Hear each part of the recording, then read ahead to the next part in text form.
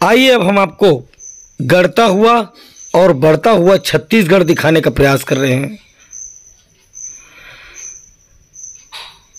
एक तरफ मौत तो दूसरी तरफ खाई।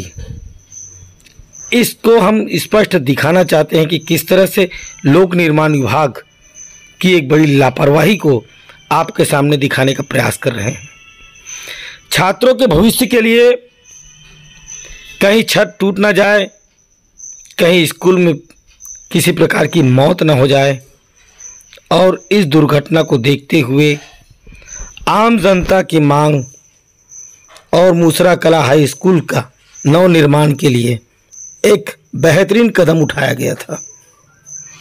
मगर लोक निर्माण विभाग के इंजीनियर, सब इंजीनियर, ठेकेदार आज इतने लापरवाह हो गए हैं कि मौत के लिए एक नई साजिश रच दी है।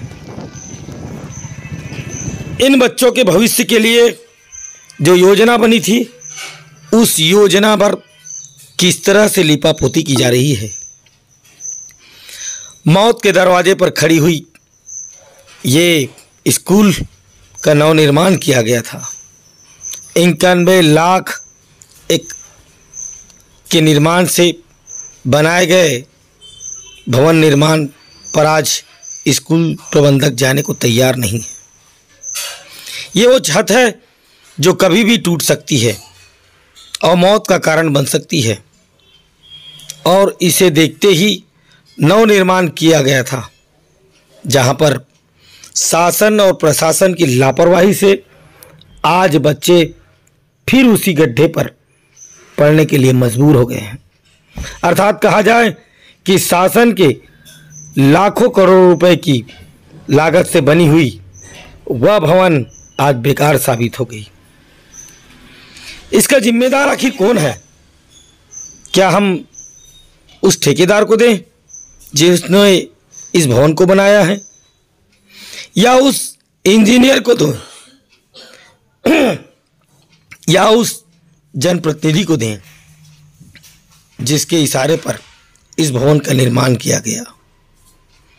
आखिर क्या कारण है कि इस नवनिर्माण भवन में हर कमरे पर दरार है, छेद है, मौत की दावत है, छतों पर लटकते हुए ये खतरनाक जो मंसूबे दिख रहे हैं? क्या ये लोक निर्माण विभाग है?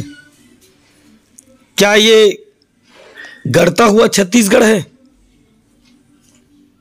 कितनी लापरवाही है।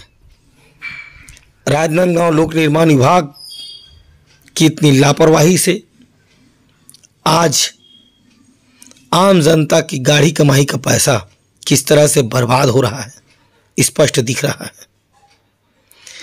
मूसरा कला हाई स्कूल का निर्माण और आसपास के 25 गांवों की उम्मीदें किस तरह से इस ठेकेदार ने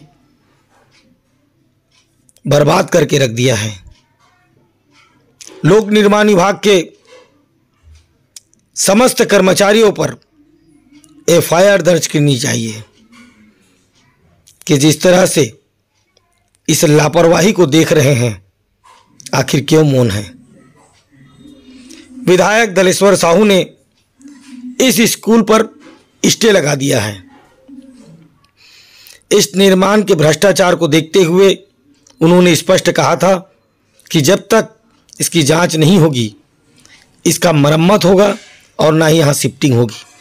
फिर भी ठेकेदार बेखौफ होकर यहाँ पर मरम्मत काम और पंचर बनाने में लगा हुआ है ताकि अपनी गलतियों को छुपाए।